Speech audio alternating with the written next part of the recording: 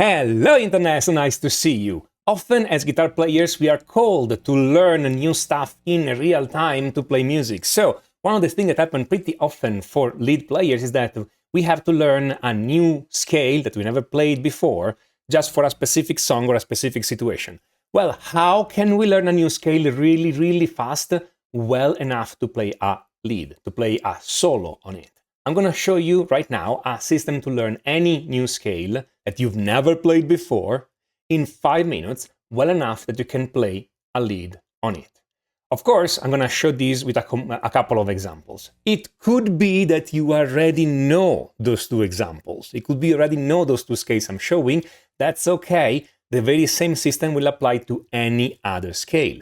The first example I'm going to show, it's fairly simple, so it's easy to understand what I'm doing. And the second example, it's fairly more complex, so you can see that this system holds up even in a more complex situation, even if the scale is more complex or stranger. Okay?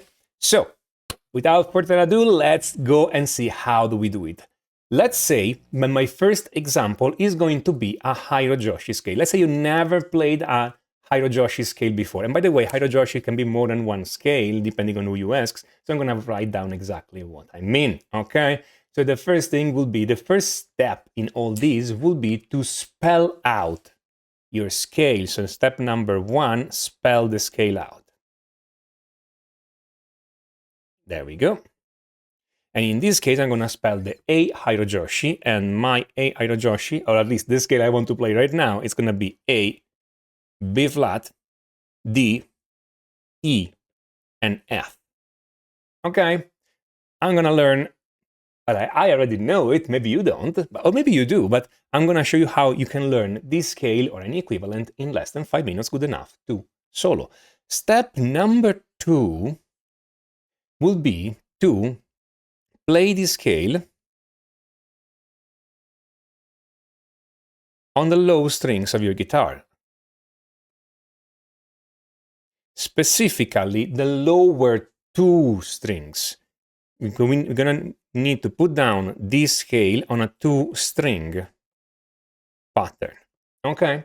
If I am looking only at the low 2 strings of the guitar, I can play the A. Whoops. There we go. I can play the A on the 6th string 5th fret, the B flat on the 6th string 6th fret, the D here on the 5th string 5th fret, the E 5th string 7th fret, and the F on the 5th string 8th fret. So if I were to do a tablature only for the last 2 strings, those are the last 2 strings of your guitar, there are other strings on top. Okay, I will write down 5, 6, 5, 7, 8. So this will be this scale here played on the low 2 string of your guitar.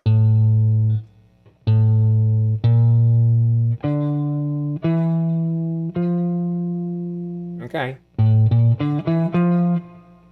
That is the scale. Step number 3 would be to move up in octaves. What does that mean? Well, now I have to delete all these and show you how we move up in octaves, and it works this way. So let's now see all the 6 strings of the guitar, okay?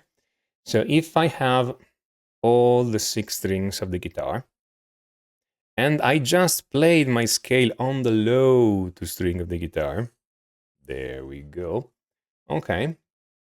And again, it was 5, 6, 5, 7, 8. This is 1 octave of my scale. Now I'm going to play these on the next 2 strings 1 octave higher. To do that, I just need to use the exact same numbers, but add 2 to every number and to move it up on these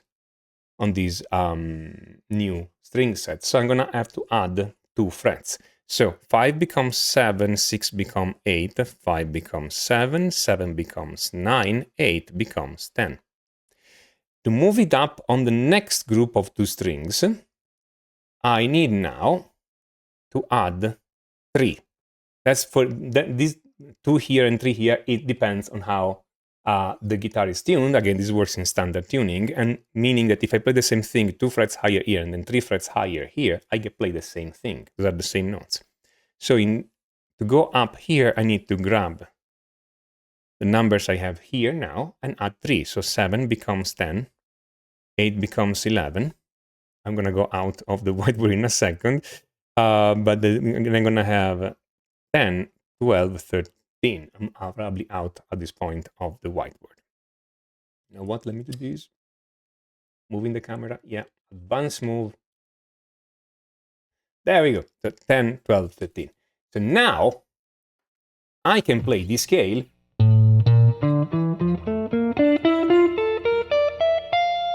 throughout all the guitar.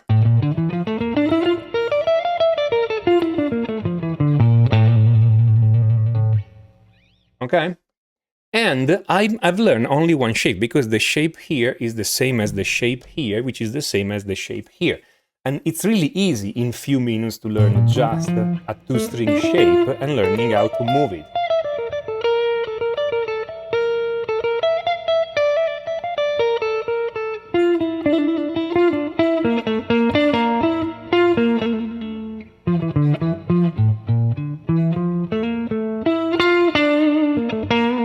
Okay, so just by moving up and down this 2-string shape, I can play this scale convincingly for one lead, for one solo, because I just learned one shape. Now, is this the end-all, be-all? No, that's just one shape. You do not know all the shape of this scale. You do not know all the possibility of this scale. But here's the thing. In 5 minutes, you learn one, and that's enough to play a lead on that scale. That's the point. It's a quick and dirty solution to learn something right now when you need it. Now, can I do this with more complex scales? Of course I can. And it's going to work this way. Let me take a more complex scale. I mean, this scale had only 5 notes, no? So what if we get a scale with more notes, like 7 notes? And what if we take a scale that is less common? So we're not going to pick a usual mode or something else. I can take, I don't know, the A Hungarian minor. A Hungarian minor.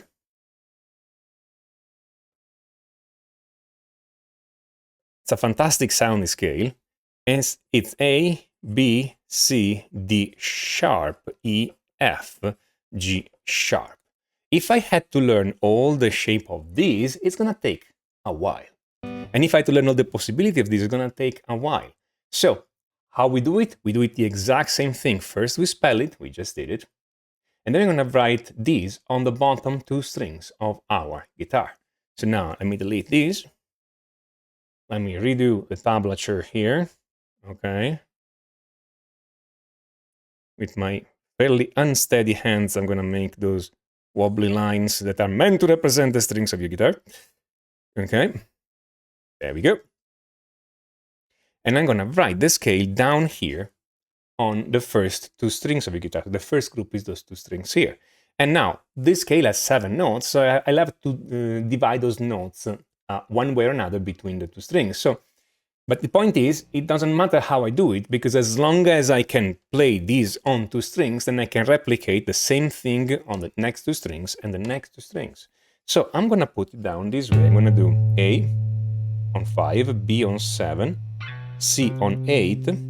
I'm going to put the D sharp here on 11. Okay? And you see why immediately, because now I have E here, 7, F, and G sharp. And so I have 7, 8, 7, 8, 7, 8, 11, 7, 8, 11, which is nice, because it makes it easier for me to learn. Okay? Now I have this, and I just need to replicate the same thing 2 frets higher for the next group of 2 strings, and then 3 frets higher, so plus 2 here. Yeah, of course I cannot see plus 2 because now I'm out of the plus 2 to go down here and plus 3 to go here. So let me add to all those numbers and go on the next 2 strings. I have 7, 9, 10, 13, 9, 10, 13.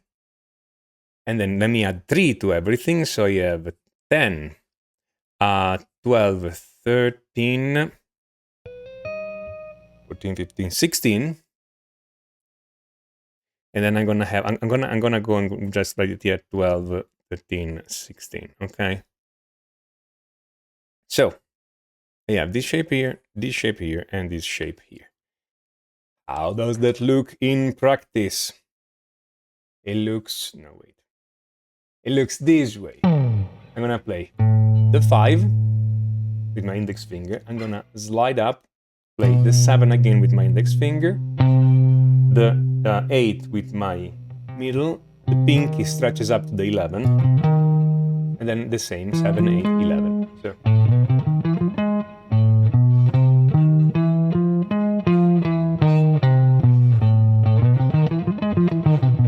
And now I'm moving this like a.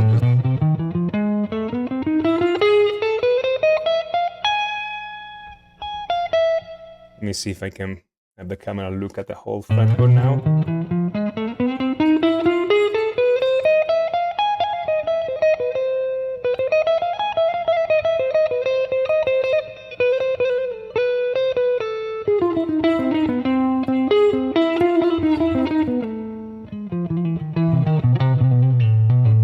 Okay, so that's the idea.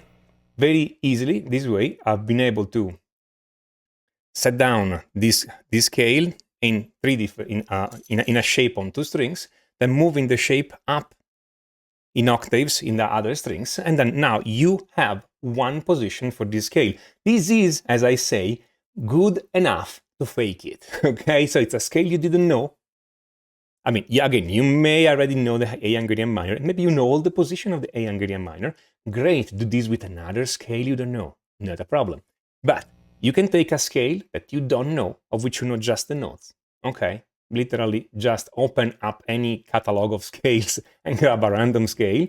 Just have the notes, put it down on a 2-string shape, multiply this 2-string shape in different octaves. Now you can play this scale convincingly enough to fake it, okay? In that one position only, sure, but that's enough to play one lead. Now, if you want to know more how to play all the other scales, okay, or how to visualize properly scales and modes on your guitar, so you don't know just one position to fake it, but you know all the position, and you don't have to fake it because you just know the whole thing. If you want to become essentially a master of the modes, what a coincidence, I have a course called exactly Master of the Modes. There we go.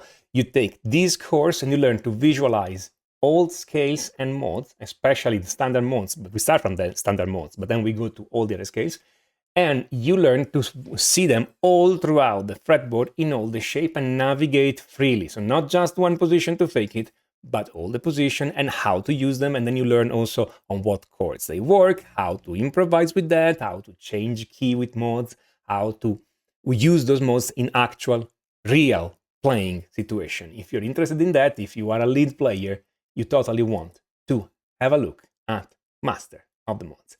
This is Tommaso Zilio of MusicTheory4Guitar.com, and until next time, enjoy.